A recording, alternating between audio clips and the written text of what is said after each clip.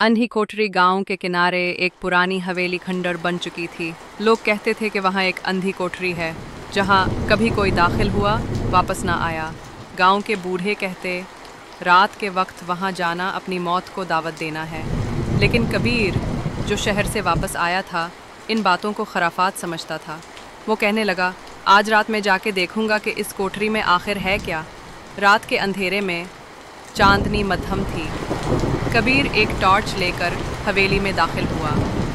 हवेली की दीवारें सेलन ज़दा थीं और हर कदम पर ज़मीन चरचराती थी। एक जंग आलूद दरवाजे के पीछे वो अंधी कोठरी थी। दरवाज़ा धीरे से खुला। टॉर्च की रोशनी में कोठरी अंदर से खाली नज़र आ रही थी, मगर कबीर के कदम जूं ही अंदर पड़े दरवाज़ा ज़ोर से बंद हो गया। टॉर्च बंद हो गई। अंधेरा, मुकम्मल खामोशी। फिर अचानक सरगोशी की आवाज़ आई, तुम्हें खबरदार किया था, अब तुम वापस नहीं जा सकते। कबीर ने चीखने की कोशिश की मगर आवाज़ गले में ही दब गई। वो भागने लगा, दीवारें टिटोलने लगा, मगर कोई दरवाज़ा ना मिला। हर तरफ सिर्फ अंधेरा और वही आवाज़, अब तुम भी हमारा हिस्सा हो। सुबह गांव वाले आए। दरवाज़ा खुला था। अंदर ना कबीर था ना कोई निशानी। सिर्फ एक बात बदली थी। कोठरी की दीवार पर खून से लिखा था, एक और आ गया। कबीर की गुमशुदगी को 2 हफ्ते गुजर चुके थे। गांव में खौफ की फ़ज़ा मज़ीद गहरी हो चुकी थी। कोई भी उस हवेली के करीब जाने की हिम्मत नहीं कर रहा था, मगर कबीर की छोटी बहन ज़ैनब खामोश नहीं बैठ सकती थी। वो जानती थी कि कबीर बेवकूफ़ था मगर पागल नहीं। उसका मानना था कि अगर वो हवेली में गया था तो ज़रूर कुछ जानने या साबित करने गया होगा। एक रात जब पूरा गांव सो रहा था, ज़ैनब खामोशी से चादर ओढ़कर निकली। हाथ में एक तस्बीह, गर्दन में माँ की दी हुई तावीज़ और दिल में भाई को वापस लाने का अज़्म। एक हवेली के दरवाजे पर पहुँचते ही एक सर्द हवा का झोंका आया, जैसे कोई उसे रोक रहा हो, मगर वो न रुकी। दरवाज़ा खुला। धीमी रोशनी में वो अंदर दाखिल हुई। कोठरी तक पहुँच गई। दरवाज़ा आहिस्ता से खुल गया, लेकिन इस बार अंदर कुछ बदल चुका था। कोठरी में अंधेरा तो था, लेकिन अब दीवारों पर अजीब निशान बने हुए थे, जैसे नाखूनों से खींचे गए हों। और एक कोने में उसे कबीर की वही टॉर्च नज़र आई, खून से लथपथ। ज़ैनब ने जैसे ही टॉर्च उठाई, पीछे से दरवाज़ा धमाके से बंद हो गया। और फिर वही आवाज़, मगर उस बार वो सरगोशी नहीं थी। ज़ैनब, तुम भी आ गई। ज़ैनब के जिस्म में झरझरी दौड़ गई। कबीर, उसने डरते डरते पुकारा। खामोशी। फिर एक कोने से एक साए ने शक्ल इख्तियार की। वो कबीर था, मगर नहीं भी था। उसकी आंखें सुर्ख थीं, चेहरे पर ज़ख्म और मुस्कुराहट में एक गैर इंसानी सफ़ाकी।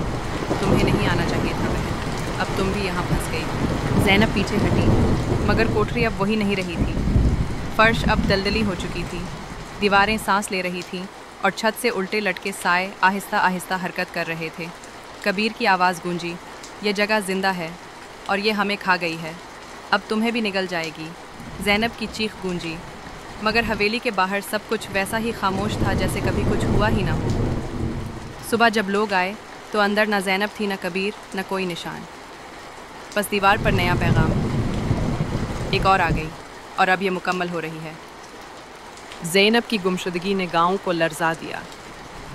अब ये बात किसी 1-2 अफवाहों तक महदूद नहीं रही थी। ये हवेली वाकई किसी मनहूस कुव्वत का घर बन चुकी थी। इस बार गांव का एक ज़ईफ़ शख्स, बाबा सादिक, जो बरसों से खामोशी में ज़िंदगी गुजार रहा था, अचानक गांव की मस्जिद में आया और सबको मुखातिब करते हुए बोला, ये सब मैं पहले भी देख चुका हूँ, 50 साल पहले।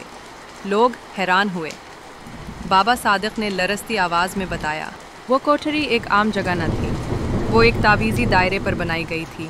वहाँ एक किताब दफन की गई थी, काले जादू की किताब, जो जन्नात की ज़बान में लिखी गई थी। ये किताब बंद करने के लिए बनाई गई थी, मगर कुछ लोगों ने ताकत के लालच में उसे खोल दिया। इस दिन से वो कोठरी जाग गई। अब जो अंदर जाता है वो उसके हिस्से में शामिल हो जाता है।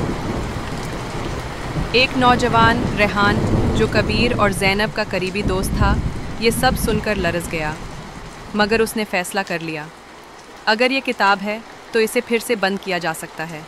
मैं ज़ैनब और कबीर को नहीं छोड़ सकता।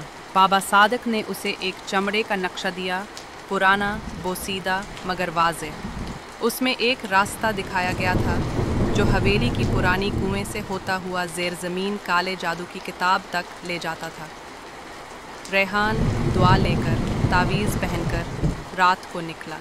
जब वो हवेली पहुंचा तो बाहर सब कुछ वैसा ही था, मगर अंदर एक गहरी खामोशी, जैसे कुछ इंतज़ार कर रहा हो।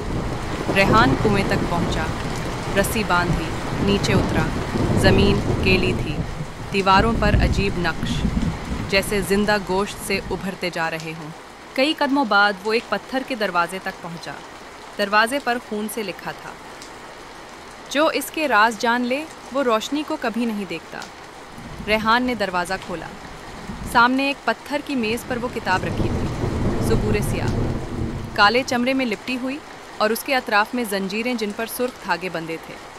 जैसे ही उसने किताब को छुआ, पूरा गार लरज़ उठा, दीवारों से सिसकियां सुनाई देने लगी। रेहान ने हिम्मत करके किताब खोली। एक सफ़ा, 2 सफ़े, और फिर वहाँ वही चेहरे नज़र आने लगे, कबीर, ज़ैनब और सैकड़ों दूसरे, जिनकी आंखों में सिर्फ एक इल्तिजा थी, इसे बंद करो वरना तुम भी हमारे साथ हो जाओगे। रेहान ने किताब पढ़ना शुरू की। बाबा सादिक की बताई गई आयात, कदीम दवाएं, और आखिर में उसने अपनी उंगली काटकर किताब पर आखिरी लफ्ज़ लिखा, ख़त्म। अचानक रोशनी का एक धमाका हुआ, ज़मीन हिली, चीखें आईं, और फिर सब खामोश हो गया।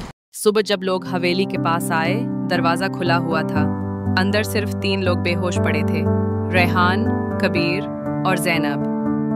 कोठरी गायब थी, फर्श हमवार, दीवारें साफ, और एक चीज़ दरवाजे पर लिखी हुई थी, शुक्र है किसी ने हमारी बात सुन ली।